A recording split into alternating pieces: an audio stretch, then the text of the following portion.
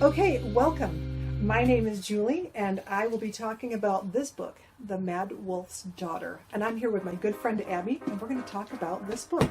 So, this book is about a 12-year-old girl whose family is part of this war band. So you want to think about Viking days. Good times. So her name is Dressed. And before we get to that, can we talk about the cover art?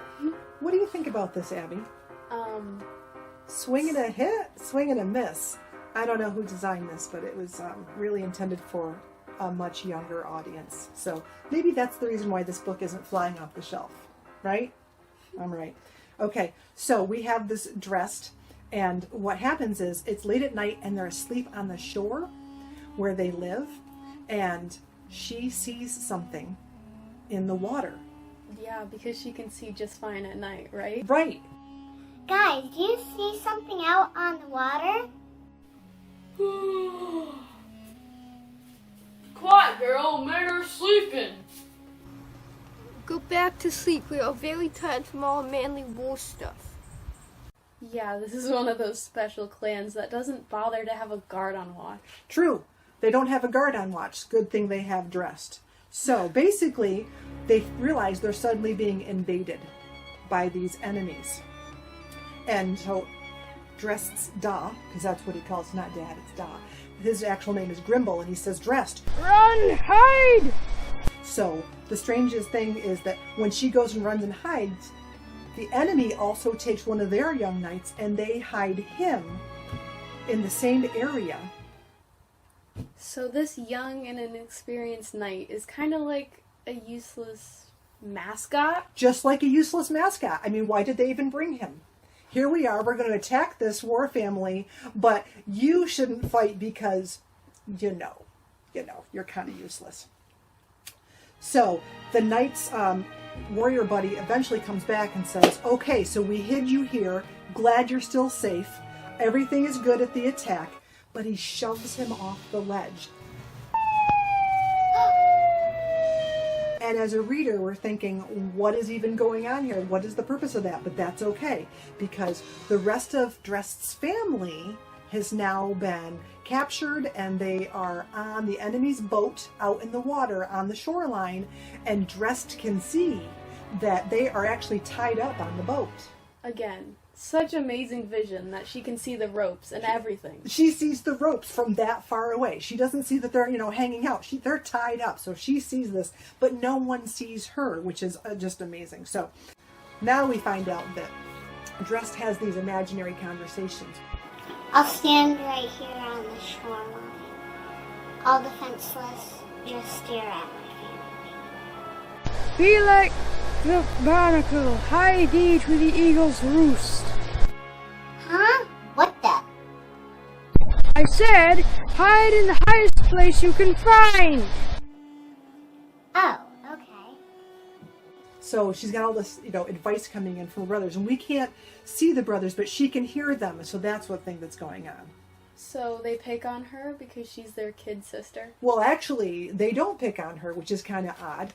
They give her some expert advice that she normally wouldn't have. So this is really cool. So that's good. So also, she finds her brother's sword just floating in the water. Yes! So now her imaginary brother is talking. And he says, brother number one says, Dressed, you should go ahead and look for that young knight who was pushed off the ledge. Why would I want to do that? Maybe he's still alive. Do you really think so? Duh. I can imagine this young, injured knight is so relieved to see Dressed come along, right? You would think so. But he is not relieved to see her coming along. He's actually quite cranky about it. You tried to kill me! I did not. Your own men tried to kill you. Lies! Not lies. Whatever, I'm Emmerich. Where did they take my dad? Probably to the Fantry Castle. Wait, are you a girl? Yeah, and this is what I think. I help you get back to the castle, and you can be my dad. How's this now? It's not like you could get there without me. You're injured by a lot. You need me. You don't even know the way. Shall we? Now, Emmerich reveals that Drest's family is likely to be executed, but not until the day after Easter, which is only 5 days away. Because killing during Lent would be against their religion, but imprisonment is okay. Right. So, that happens. So, Emmerich and Drest they decide they're just not going to be able to get along. I mean, every time they talk about their families and their loyalty, they start fighting. They realize it's not going to happen. But they also realize how much they need each other, because she's not going to be able to get to her family without him giving the directions. And he is injured from being pushed off a ledge. It's funny how she needs Emmerich to guide her way to Faintree Castle. Can't she just have her imaginary brother talk to her? I was thinking that too. She's got her imaginary brothers always giving her this great expert advice. Why can't they just say to her, this is how you get here, ditch him, you don't need him. But the problem is they're traveling by boat, so they only know how to get there by sea, and these guys are on land. So what happens next? They stop by a nearby village, and this crazy scene takes place where there are 6 boys, and they've got sticks, and one of them has a sword, and they're surrounding this one other boy, and Drest feels like they're bullying this poor boy, and immediately her imaginary brother's voice are saying, oh, you've got to go do something to help. Stop it. Don't bully them. What?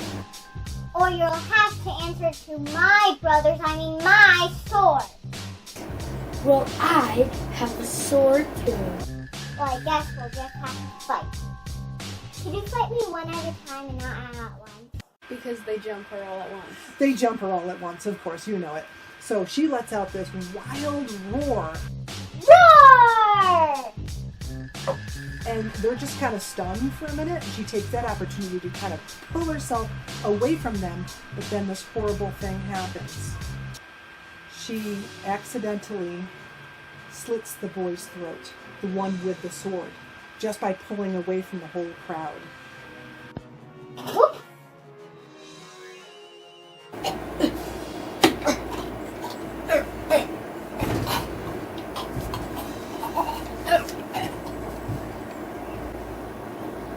And all the other bullies bravely run away. All the other bullies bravely run away, because now she is this wild woman. So they catch up with the boy who's being bullied, and his name is Tig. And here's what happens with that. So, you're welcome for saving me. Dude, we need to get my bully. I need my friend to heal her. Maybe your friend there could help. And this is not my friend. He's my cat. You're gonna want to stop calling me that. I'm an actual knight from the Faintree Castle. Ever. You don't seem that impressed. Not really, loyal to Faintree Castle. Oh, really? Really. Huh? Anyway, they reach a healer, and she determines that this boy whose throat has been slit is just badly in need of help. And Pippi. So he's only mostly dead. Just a flesh wound. Merely a flesh wound. So word is now getting out that Drest is Mad Wolf's daughter. That's Grimble's nickname and the name of the book, this Mad Wolf. We're not sure how he gets the nickname, but the villagers, they just love him because once upon a time, when they were kind of having a shortage of food, the knights from Faintree Castle were coming and stealing their grain so that they had even less food. And Grimble, or Mad Wolf, was there to make sure that they were protected, so they love that.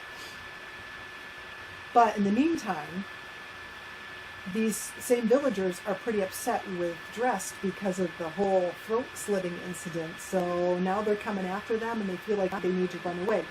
Let's go! They're after us! Wait, I'll help you. Why would you want to help us? I kind of like to be in the Mad Wolf's fate for in case I ever need. Then what happens is Tig, he knows that there's this bandit who's also following them, and they're confused by that too, and Tig says, I'm going to lead him in completely the wrong direction.